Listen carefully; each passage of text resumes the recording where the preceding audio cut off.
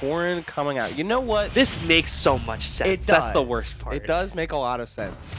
And Haven is always... Why are we going to Battlefield? That's a different question. That doesn't make as much sense. But I know Haven has always been like This is why you don't take Yoshi to Battlefield. Look at him go. Doomer about Wario, but you know, like as much sense as Corrin makes on paper, and as much like these two have had a lot of really good sets at like taps, for instance, Corrin Yoshi. But a lot of the times, Pharaoh ends up walking with them because of stage picks like this. 126 to 0, like we're He has not hit the floor in so long. Finally finding a pin, but only 22% to it, and now you're back to neutral. And this is where Pharaoh does not really feel pressed to kind of make a play. He's like, all right, I'm going to wave around you. I'm maybe going to throw around maybe 1 or 2 combo starters. If they don't hit, guess what? I'm going to be in shield, and if you press an option, I nair you, and if you don't, we reset. And we're going to keep repeating this until I finally get my kill, and it works very effectively. You see the work that Pharaoh's been putting in recently. And that up air at disadvantage, like I said, frame 5, by the way. Frame 5, by the way. I still owe Yellow $1. Yes! But what I do want to really point out here, Yellow, is the fact that we're watching Pharaoh, like, whenever we reach, like, a neutral stance, that's not this, of just, like, getting blown up by a combo or a reversal, is how important the egg toss is to this neutral. Because Corrin, pretty slow, but can contain space and cover space really well with things like back air. Egg just stops Corrin from jumping, stops Corrin from setting up a game plan unless it's with like exactly down tilt, which Yoshi can outspace very, very well. Yeah, it forces an early button press to try to get rid of the egg, or it forces a grounded approach. And you know that Corrin's amazing aerials are mostly used in the air. That's why they're called aerials. Yeah, but finding that little tipper pin and finally going to take that stock. But this is Yoshi. This, you know, he's so far from death at this point, and you're already at 82%. You got to make something happen. The wave bounce egg lay. Looking for another one though, B reverse that time. Looking for a lot of these grabs, just trying to keep Haven out of discomfortable when going for shield, so that way you can find tech chases like this. Look, I knew he wanted an up air there. Frame 5, by the way. These two characters have broken up airs. Oh, they're crazy. So broken. So awesome. you know, look at that. Corrin legitimately needs it. Like, that up air is a game plan. This is a classic case of the character is made by the moves, not because of the character itself. Like, yeah. If you like Fire Emblem Fates, don't. Don't. If you like Fire Emblem Fates, just don't. Stop. Just don't. Stop it. There's nothing alluring about this character. No. But that up air is crazy.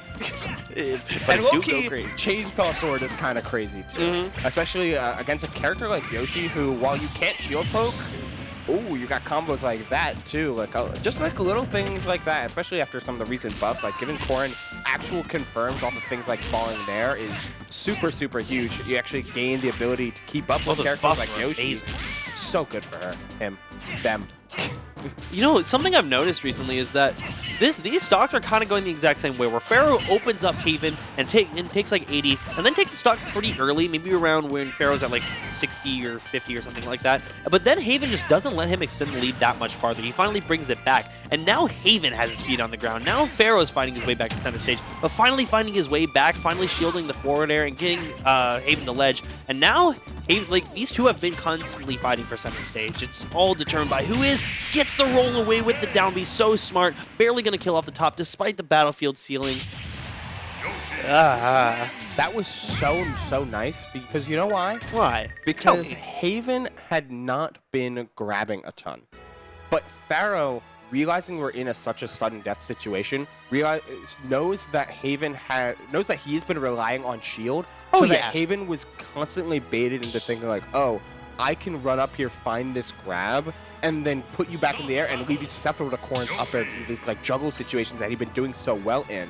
But Pharaoh just like one step ahead of like, I am acknowledging what my own I'm conditioning you to what you think will be successful, and I'm gonna counterplay that with an immediate down tilt. Oh yeah, sometimes when I'm playing, I'm just like, all right, now we're down to brass tacks. Now things matter. What have I been doing this entire time? Neutral get up? Oh, he's going to try to catch it. What if I roll in this time and I just watch them try to time it? It's over. Also, shoutouts to Haven. Love that Omori shirt. Really good stuff.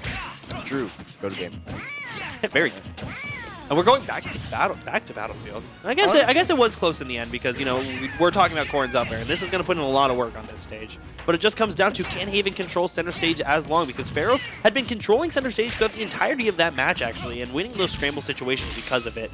And now that up tilt was crazy from Pharaoh, able to run under to like set up these up tilts like that, being so quick on the ground. But these platforms doing so much for Haven in advantage. Like his flat drop aerials have been super crispy, not only with up air but with back airs as well. With these neutral airs covering so much space, just trying to shut down the range of movement that Pharaoh had going with pins like that, pinning onto the platform and then diving through center.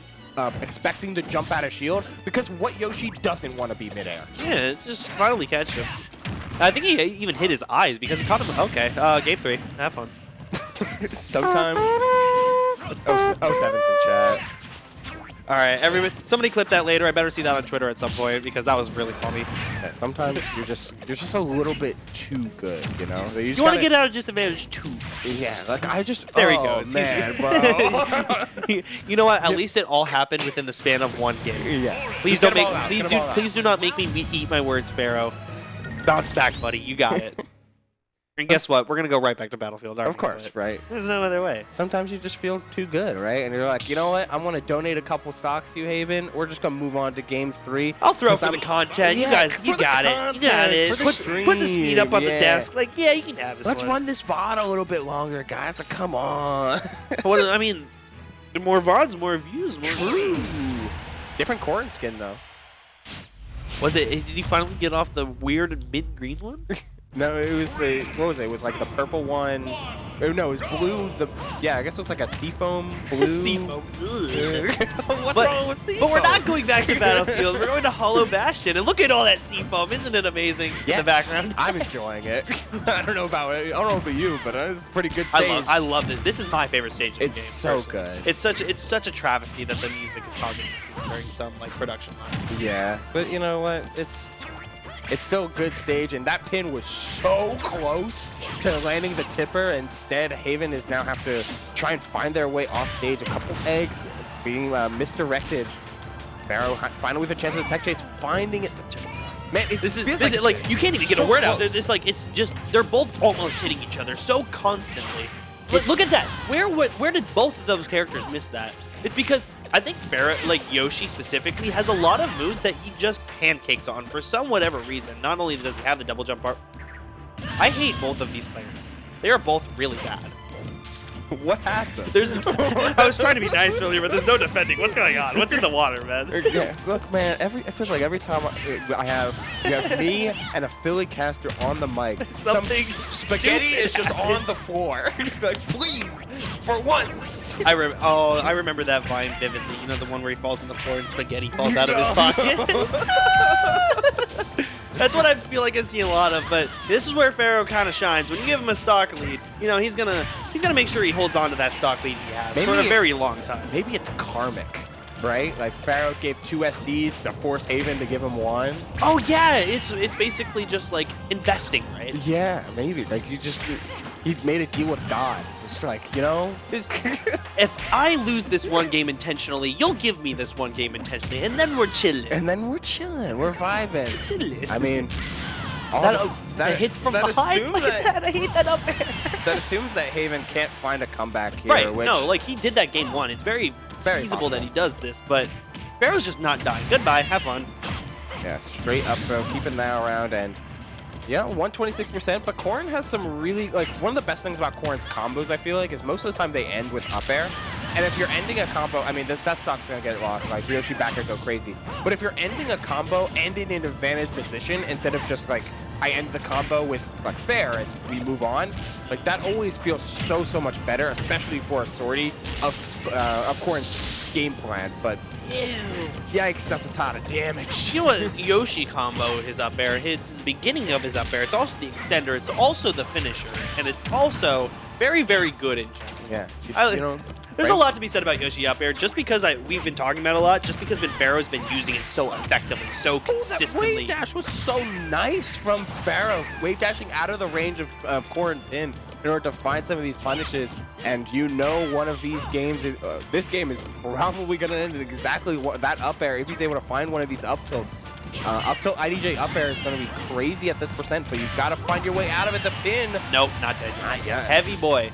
Yeah, but you see where Pharaoh's positioned. Almost exclusively, he's on like the purple portions of the stage, unless, you know, Haven's giving him center stage at this point, so it doesn't really matter. But Pharaoh's not pressed to stay in that little circle in the center at all. He doesn't have to.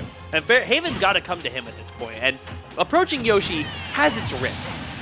Yeah, unless you approach with back air, that move does not have risks. So yeah, when you have a safe as heck move like that, then you can just able to cover so much space without a care in the world. And now, you know, 110 isn't it is a lot. You are gone to one up tilt, but interesting. Well, shout out to Smash Ultimate. I don't know what's going on. Yeah. It just feels like, I think he used the tech there. I think he should be banned. Yeah. Let me push up my grasses into my face. Well, actually, the hit stun was negated by 50%. All right, 149 here. This is find a starter or perish, and no starter was found. It's the latter. Yeah. All right. That's tough. That's tough. But what an ugly set at the end of the day, because there was riddled with so many SDs. That game one was amazing, but after that, it's just like. Yeah. But we do get to see Pharaoh move on. Both of these players making it into top 8, and like just some really, I'm really enjoying Haven's Corrin a lot. Yeah. From a, like, it feels like it fits his game plan a lot. A lot of the times it feels like with Wario, he'll focus too much on like the spacing and the roundabout game, which will even sometimes come at the cost of his own combos. Corrin is all spacing and these like 3-hit combos, which like sometimes you need the explosiveness of Wario, but sometimes against a character, just take the consistency, take the sword. You want the even game plan.